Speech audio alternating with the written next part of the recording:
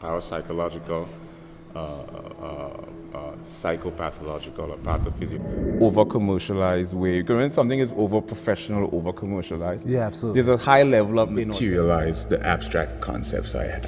Transdisciplinary approach. Transdisciplinary is basically when mutually exclusive disciplines converges. Subliminal influences or subliminal messages, information that bypasses below the psychological threshold of conscious perception. So you have to.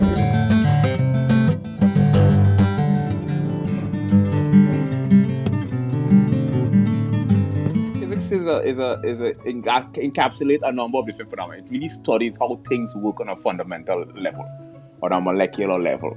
What is the underlying mechanism that governs a phenomenon? You know. I don't know what you're talking about, man. Diagonal and horizontal lines.